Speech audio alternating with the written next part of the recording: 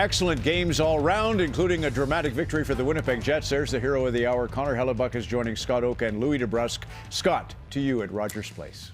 Okay, Ron, thank you very much. Connor Hellebuyck is undoubtedly one of hockey's most interesting men, from beating long odds just to get here and then winning the Visitor Trophy, to your unshakable confidence, to your advocacy for mental health. You are more than just a goaltender, so that's how we're going to start the show. What do you think? Thanks, yeah. You pumped me up. I like it. All right.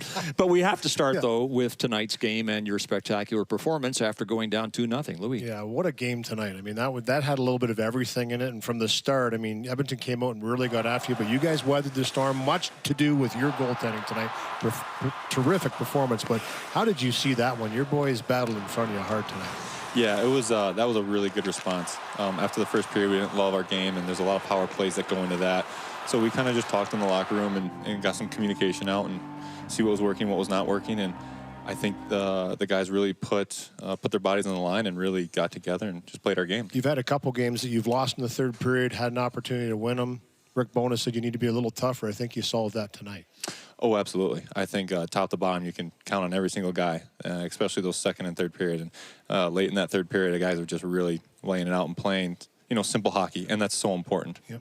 Connor, the new contract announced on the eve of the season has you destined now to be a lifelong Winnipeg Jet, when most of the discussion during the offseason was where would Connor Hellebuyck, going into the final year of his deal, end up? And most people didn't think it was going to be Winnipeg. So accordingly, when you got to training camp, you were peppered with questions about your contract. I feel like if I say anything now, it could change tomorrow. It's the business side of things. I have an open mind, as I'm not closing the door to anywhere. I'm going to look at anywhere that I think can win a cup, and I know this locker room can win a cup. That's been my main goal and my main focus. That's how hard I've worked all summer. It's how hard I worked all career, is to win a cup.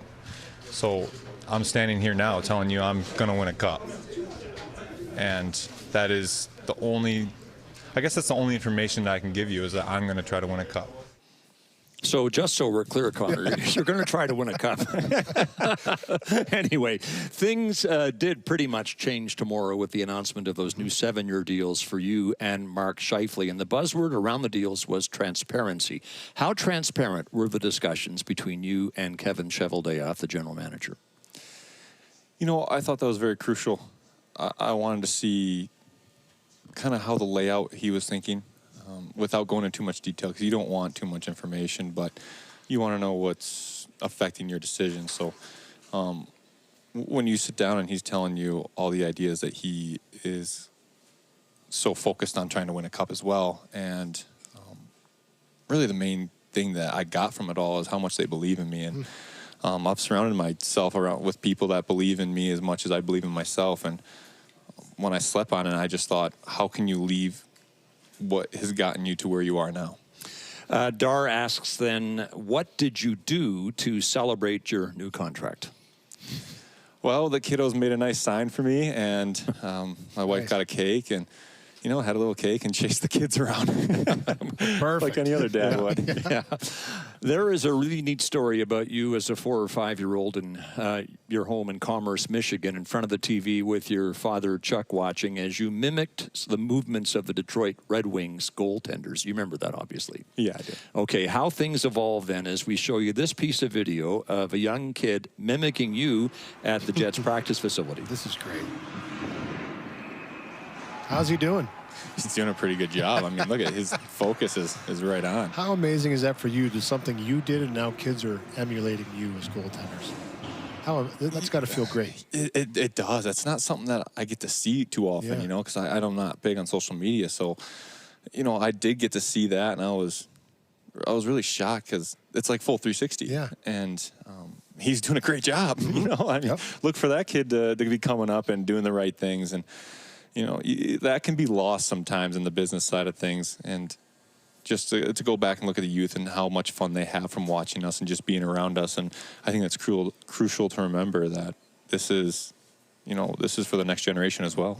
You and your brother Chris, who's older than you, never played higher than AA. I think your high school was Division II, so you never really got noticed. Nonetheless, you really wanted a junior career, and you were heartbroken when you weren't taken in the NAHL draft, North American Hockey League. Why didn't you quit?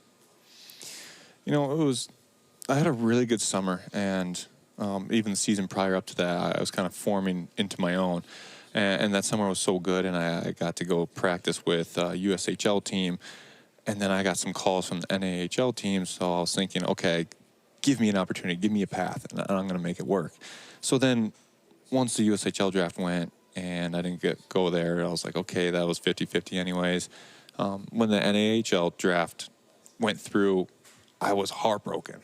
It took a moment where I just hit rock bottom. Like, I went up, just thought about it, gave it, I don't know, maybe 5 minutes, and then realized I got to do whatever it takes. And then that was right when I got a call from the owner, Rick Gasser, and he said, hey, you're coming to main camp. I just want you to know, like, we're really excited about you, and come and give it your all, and you can be part of the team. And I think that from that moment, I was like, I'm doing whatever it takes to make it here. Yeah, so you got the walk-on offer from the Odessa Jackalopes, and here is how Rick Gasser, the former owner of the team, described your acquisition. Craig Sarner, who's a scout, calls me and he says, okay, I found you a goalie. I said, who is it? And he said, Connor Hellebuyck. So we go to the computer and type his name in the computer, and he's not on there. I mean, he's not on the top 500. We don't even have to draft this kid. No one even knows he's alive. Well, as it turned out, Connor, They you were alive, and pretty soon you were making 50 and 60 saves a game, and the scouts were pouring in to watch you, and the Jets drafted you in the 5th round of the 2012 draft, was it? Yes. So back then, how determined were you to get to the NHL? You know, that was a guy that really believed in me from the start, and I truly believe if I did not go there, I wouldn't be where I am today. Because the people I met are the people that I hold true to my heart, and I still talk to this day and help me get through what I do on a day-to-day basis. So honestly, the NHL was the last thing on my mind at that moment. At that moment, I'm like, I'm going to go here and I'm going to make it the best I possibly can, and I'm going to make this team, and I'm going to do whatever it takes to get to the next step, whatever it is, the USHL, college. And then that's when I met Joe Clark, and he was just so monumental for my mental game. And then I was starting to learn about video and how much work you can put in. And then you got you're playing a ton, so you got to manage all that, which wasn't great then, but I was young, so I could handle it. So there's so much that going into it, and I'm on my own, so I just have all this time to just work on my craft. And then having him there, he wanted to do the same with me, not like force it on me. He wanted to do it with me. Joe Clark, he wanted to do it with me. He wanted to help me proceed and go after my future. And you know, that was so crucial to have all that. And then around Christmas time, as all these colleges are calling, and I'm like, what is going on here? This is so new to me. I followed my brother's footsteps trying to make juniors, and once that did, it like snap of your fingers, it just started just spiraling. Next thing you know, the NHL teams are calling. Well, and it all paid off because you have established yourself as one of the game's premier goaltenders, but not through athleticism, which is a buzzword attached to a lot of goaltenders these days. Louis. Well, you just explained it, hard work. You put the work in, you worked on your craft, and we're going to look at some of your saves here and talk about your style. Obviously, you have a unique style. I wouldn't call you a butterfly. You're kind of a hybrid, a little old school, new school, but it works. What is so effective about your style? You know, I think it's extremely efficient, and I'm using my brain. I'm using my mind, and I'm really reading the game, and I'm not overdoing anything. You see all these, I don't want to knock them because they're athletic, but you see them making athletic saves, and I just think that's out of position.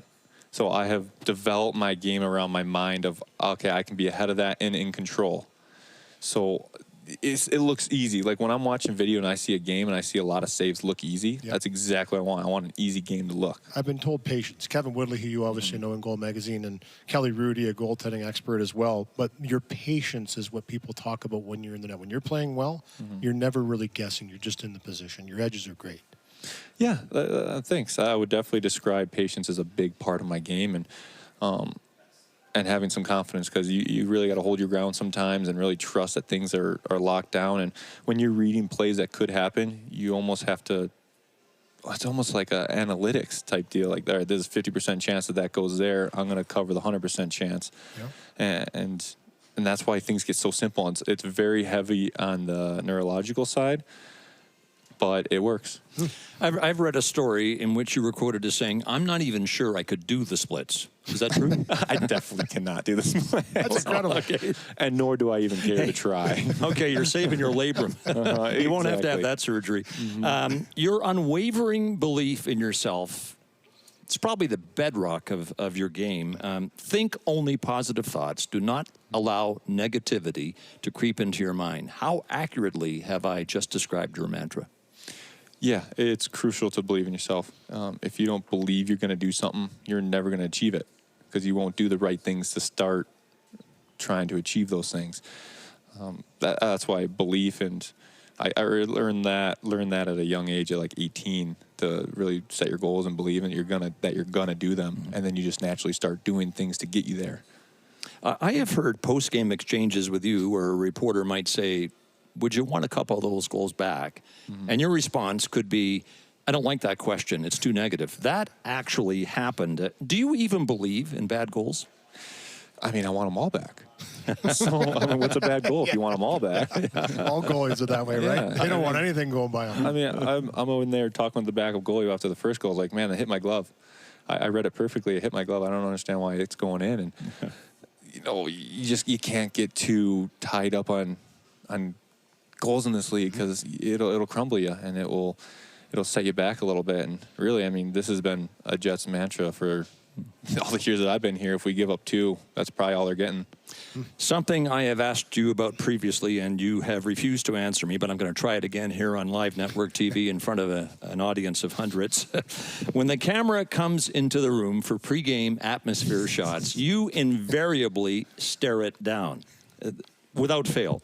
So here's the question from Taylor. Connor, you've been hesitant to talk about your visualization exercises. Surely you will tell Scott Oake now what it means. Well, you just want to know the stare down? Why do you do it? I have a reason.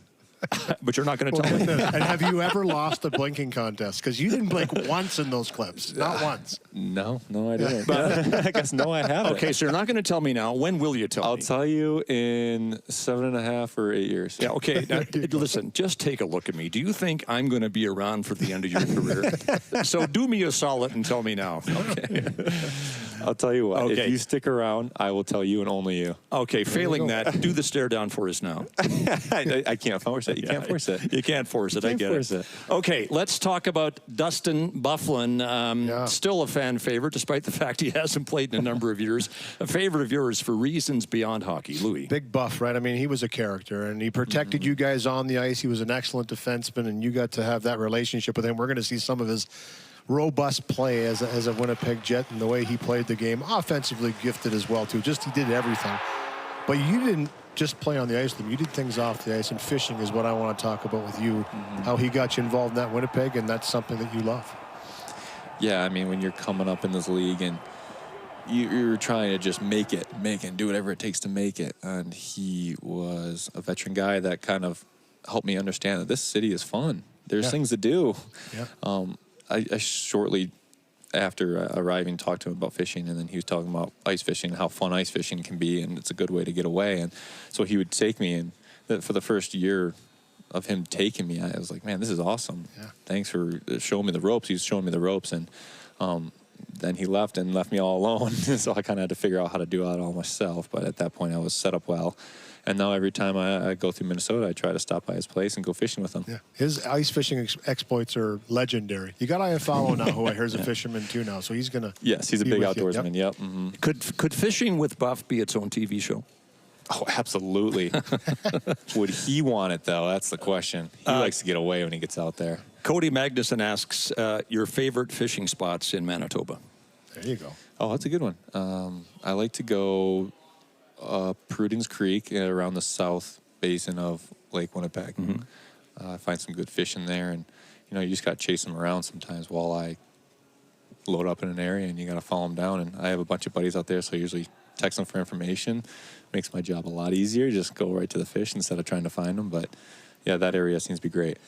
Connor Hellebuyck, published author. It's 2 stories in one book that meet in the middle. Is Something Wrong with Weasel and Bucky Beats the Blues. What's the purpose of these books? Yeah, so the purpose of these books is to help the next generation start talking, the mental health. It's more about communicating with an adult and not just absorbing such a hard emotional, I guess, feeling by yourself. It's about talking. It's about opening up. It's not about holding everything in and letting things spiral. I talk about at the back, it's my story of how I went through some mental health things, and at the front, it's Weasel, which is a little kid going through it, and at the middle, it meets at the same thing we're trying to talk about, and that's trying to get the kids to talk to their parents or talk to someone they trust or talk to a loved one, anyone, really. Just talk about your feelings and get it out. There is definitely times where you need to be tough, but I still think if you talk that out, you can learn those times when it's time to be tough. And that's why it's so important to just talk. And this book really drives home to talk to someone. Don't suffer in silence. Something special on the cover of Bucky Beats the Blues is the number 11 framed Rick Rippon sweater. Rippon sadly took his own life in August of 11, so that's got to be meaningful for you. Rippon's passing, by the way, was the genesis of the Jets Project 11, the purpose of which is to educate students about mental wellness. All proceeds from your book go to Project 11. By the way, the co-author of the book is Thomas Van Dyke of Steinbach. The books are intended for levels of grade 3 and 4 reading, and they're available at the Jets store and the online Jets store. Nice work. Thank you. Yeah, and I definitely encourage parents to read it too. It's not just for the younger generations, it's for the parents to realize, oh, I need to be letting my kid know that I'm available for them. And I'm sure they already do, but just maybe using this as that form of communication is huge. And I know I'm going to be using it with my kids. Your 23-24 season mask is a collection of things that are important to you, one of which is your dog, Tinley. Louis. Yeah, look at this guy. This is an amazing-looking dog. Talk about him, and obviously he's on the mask, just a beautiful dog. And means a lot, obviously, right? Yeah, he means a lot to my family. They become the family. Yeah, they do become the family, and he's got an attitude, and he's always talking to us. He doesn't just bark. He talks to us all the time. And sometimes some people might think it's annoying, but it's not. And what kind of dog is he again? He's an Alaskan Malamute. Yeah, beautiful dog. And great likeness there on the mask, too. Awesome. They did a phenomenal job of painting him, and a lot of people think he's a wolf because he is a close ancestor to a wolf. He looks like one, but he's just a big teddy bear. The mask is designed by Steve Nash, the owner of Eye Candy in Woodbridge, Ontario. To your family, you and Andrea are the parents of 2 children now, Hugh and Violet. Violet was born in early July, and the kids are beautiful. I don't see how they can help but have serious athletic genes. Yours and Andrea's, as Andrea was a sprinter, long jumper at UMass. Too early for Violet, obviously, but do you see any signs of athleticism in Hugh? Believe it or not, he's going to be a stud on the ice. Awesome. I took him in my lap, and I showed him how to shoot a puck. And then every day that he wakes up, he goes and grabs a stick and starts ripping pucks. That's how it starts. And he's under 2, and he's full on taking slap shots. And now I showed him how to stick handle, and now he's trying to stick handle. He's going to have the gift if he sticks with it. Absolutely. But that's the parenting style. We're going to let him do whatever he wants to do. And so far, he's really taken to hockey. So it's a good route to go. Well, Andrea, can she beat you in a foot race? I told you not to ask that. We don't want everyone to know already got that. the answer. I guess we'll have to set up a race. That would be good. That would be good. My favorite Oprah, if you were a tree, what kind of tree would you be? Question. What would 30-year-old NHL goaltender Connor Hellebuyck tell 17-year-old Connor Hellebuyck when he joined the Odessa Jackalopes in 2011? Oh, man. The advice I give to myself back then is probably stay patient and work hard and work smart. Make sure you're working smart every day. Hard work can go the wrong direction if you're not working smart. I think that was kind of like my upbringing is I wasn't just working hard. Everything had a meaning. Everything was detail purposed. and it's worked out perfectly for you. We're out of time. Connor, I want to thank you for being with us tonight. Thanks, Connor. Thanks, guys. Connor Hellebuyck was our guest on After Hours. A Vezina Trophy, 2 books to his credit so far, maybe more to come. Back to Rap in a moment.